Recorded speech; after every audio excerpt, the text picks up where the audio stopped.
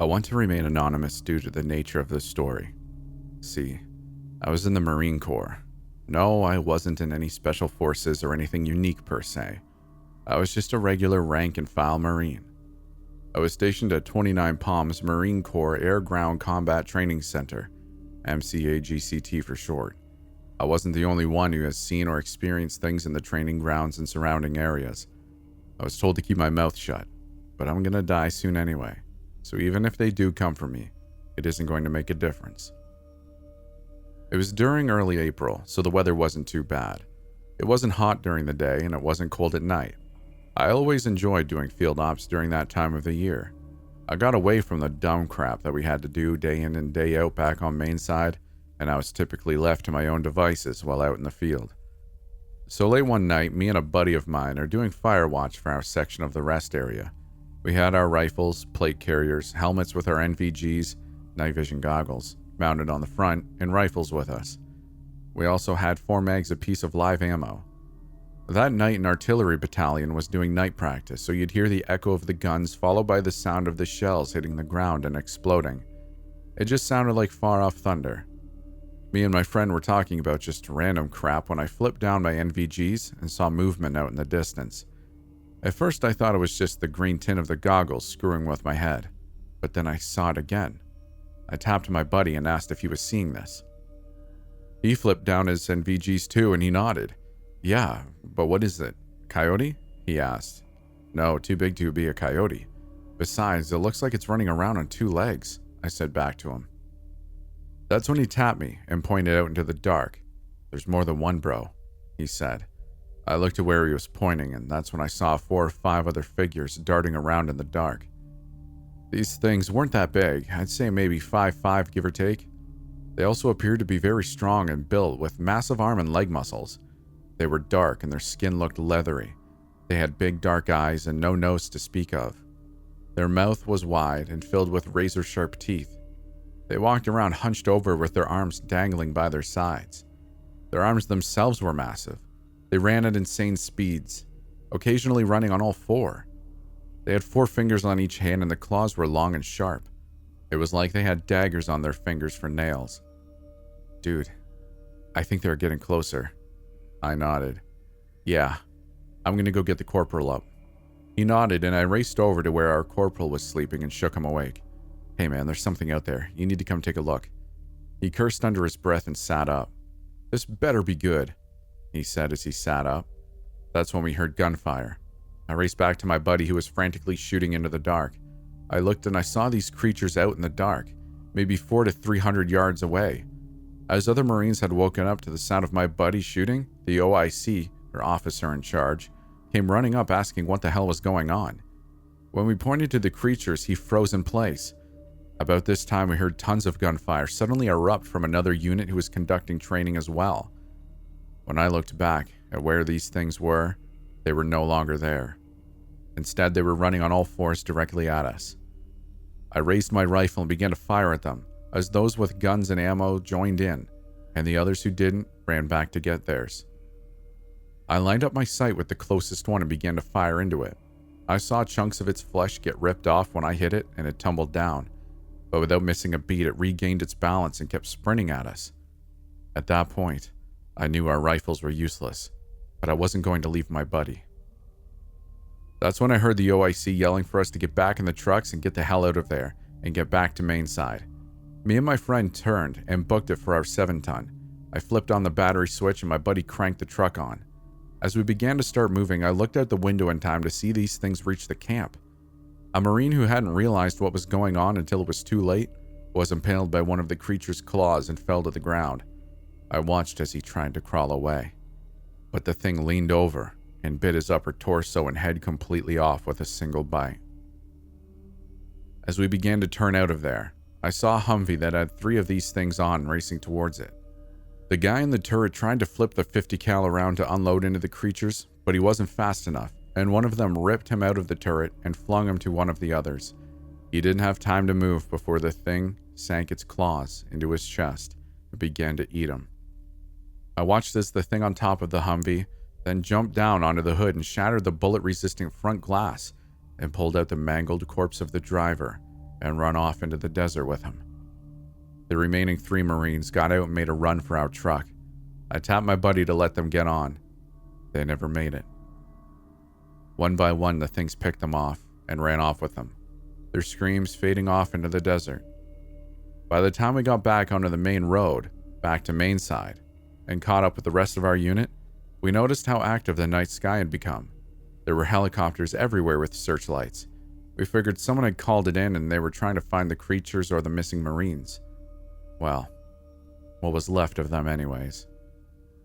When we were next up at the checkpoint, I noticed something off about the guys manning it. They wore all black, with black ski masks over their face and their NVGs down. They didn't have any patches, name tapes, or no identification with them. They were armed to the teeth, though. One of their vehicles had a minigun mounted on it. They all carried high-powered rifles with high-tech sights, laser sights, and other attachments on their rifles. When it was our turn, they had us step out of the truck and tell them what we saw. After we explained everything, the guy in charge looked at my friend and listed off his full name, date of birth, social security number, where his mom and dad were, the name of his dog that he had when he was in middle school. Then he looked at me and did the same thing. Once he was done, he looked at both of us. If you mutter a word of what actually happened here tonight, you and your families will disappear for good. Do you understand? We both nodded with our jaws on the floor. The guy had mentioned things that I had never told anyone about. They then told us that if anyone asks, a group of Marines went off to go get something and wound up getting lost. With that, they sent us on back to the main side of the base. I got out about a year after that, but I never went on another field op again. To this day, I still relive that night when I go to bed each night. I just hope that whoever they were, they killed those things so no more Marines have to go out like that. In short, if you're ever stationed in 29 Palms, California, and you go out on a field op, keep an eye out in the dark, and be sure you aren't too far away from a vehicle, and pray those things don't decide to turn you into a meal. How would you like to die today? It was just redundant at this point. I already knew what I had to do. I ignored it and laid in bed, pretending to be asleep. But there was no point. It knew I was awake already. I could feel a dull headache throughout my body from yesterday when I was violently beaten to death. Now, I was as good as new, except for the soreness. How would you like to die today? I knew it would simply keep repeating itself until I chose. I sat up and looked at the thing standing at the foot of my bed. It looked like a child, a little girl with long, dirty hair and a torn bow on her head. But this wasn't a child. Children don't make you choose how you're going to die every single day. At least, not literally. It was too painful to look at it. It was so familiar, and yet I knew that it was just some thing. An empty shell with an outward appearance that was meant to deceive me. I guess that's just part of the torture. It smiled at me pleasantly while it waited for me to answer. Would you like some choices? I guess, I sighed. Would you like some choices, yes or no? Yes, I replied. It nodded its head once. It looked the same way in my memories. Your choices for today are strangulation, overdose, or jumping off the roof of your office building. I looked above its head and at my reflection in the mirror, as if that was supposed to save me from this. Would you like me to repeat your choices? I knew I had to work late anyway today, and since I would already be at work, I'll do the jump, I replied. Choice noted. You have until 11:59 p.m. to die. I'll update you every 2 hours. I got ready for work, ate breakfast, and dropped my kids off at school. I was at a red light when I saw a girl on a skateboard roll out onto the street as a car was passing by. The driver managed to stop the car, and the girl held onto the hood of the car as the driver honked angrily. She would have died if you didn't do this. I glanced at the passenger seat, and there it was, its shoes dripping mud on the floor of my car. I stared at the left one, a dirty black shoe with the missing buckle, until the car behind me honked its horn and snapped me out of my trance. 2 years of this crap, and you'd think I'd be used to it by now. I finally got to work and spent the rest of my day at my desk, getting reminders every 2 hours. I didn't finish work until 9:30. I had less than 2 hours left before I had to jump off the roof. I was already falling asleep in the dark office. Everyone else had left, and the cleaning crew would get here at any minute. I must have dozed off for a while because I woke up at the last reminder. You have 30 minutes left. I begrudgingly got up and made my way up to the roof. It was freezing up there, and I hadn't brought a jacket with me. Why would I need one, though, if I was going to die? I stepped towards the edge of the roof and peered over the ledge. This was going to hurt like a bitch. It was way higher than the last building I had jumped from. I sighed and my breath formed puffs in the cold air. You have 15 minutes left. I don't want to do this anymore. Someone must die. I know, but I don't want to do this anymore. You're selfish. You've saved a lot of people who would otherwise have died. I know. You have 12 minutes left. I don't care. This was your choice, no? I'm not doing it. I stepped back until I was a safe distance from the edge. Someone must die. If not you, then someone else. I understand that. Are you okay with that? Doing this was supposed to stop my daughter from dying, but it didn't. Now this is even worse. I looked over at it, standing there, watching me and waiting for me to jump. Are you okay with that? She died anyway, and then Jean left me and the kids. You have 8 minutes left. Are you okay with it? I took a deep breath and nodded. I'm okay with it. Very well. I walked back down, got into my car, and drove home in silence. It didn't appear in my car again, or at all, for the rest of the night. I got home and checked on the kids. My sister had put them to bed and they were fast asleep under their matching blankets. I changed my clothes and fell into bed. The next morning, I woke up before my alarm went off. I kept my eyes shut for a moment, but it was quiet. I finally opened them and stared up at the ceiling, avoiding the foot of my bed, scared of it being back. I finally worked up the nerve to look. It was empty. I sighed in relief and a little bit of sadness, got up, showered, and got dressed before going downstairs.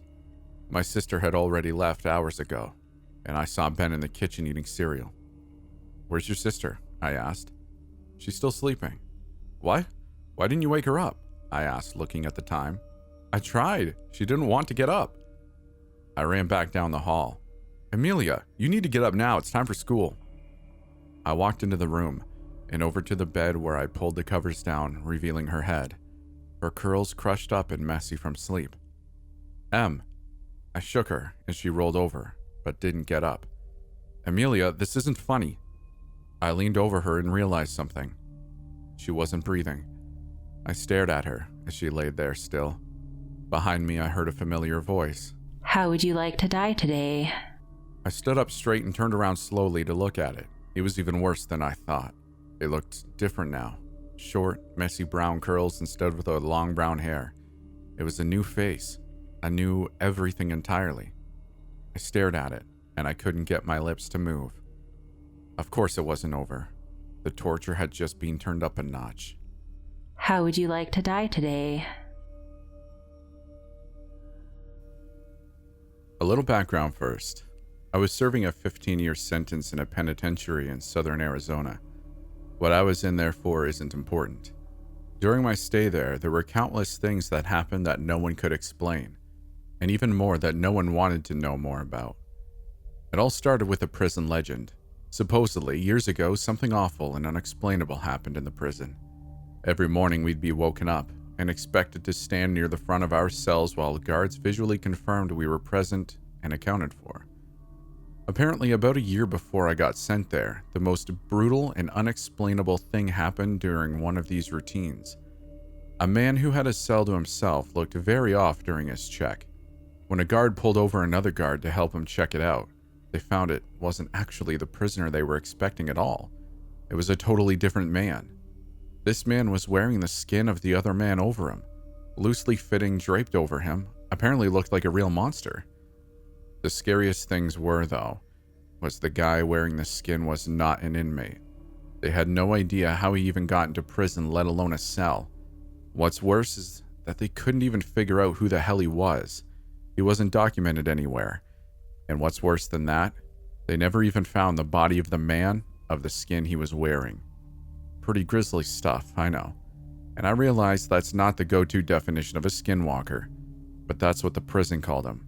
The skinwalker. Didn't help that the guy never talked, apparently. Anyway, that's what started the whole skinwalker superstition around the yard. Apparently, the guy got shipped to a different spot about a month after it happened, and just about everyone in Gen Pop felt all the better for it. I heard about this story on the second day of my stay. Hell of a story to hear to place in your home for the foreseeable future. Now onto the real stuff, though. Sure, that guy was the skinwalker, but all he did in the long run was get an old lifer Navajo inmate to tell everyone about actual skinwalkers.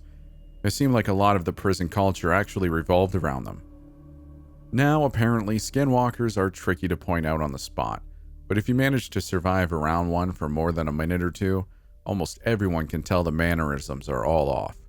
They can mimic human speech but not replicate it. They twitch maniacally. They have an unnatural gait while walking. But apparently, they got better with experience.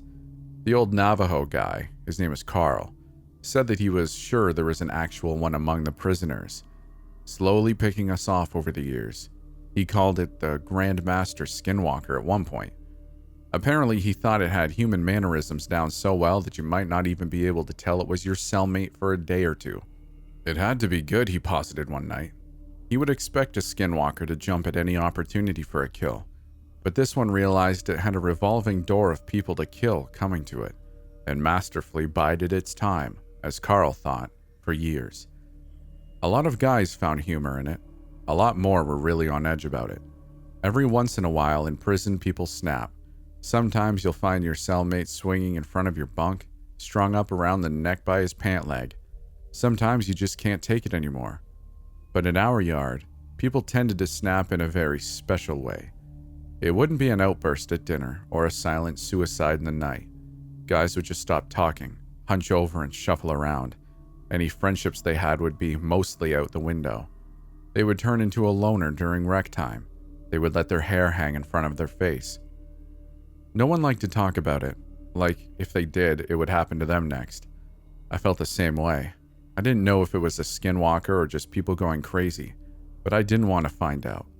It wasn't clockwork or anything, but every time someone snapped in this way, it wasn't more than a couple weeks before they were shipped off or transferred to God knows where, without anyone else knowing beforehand.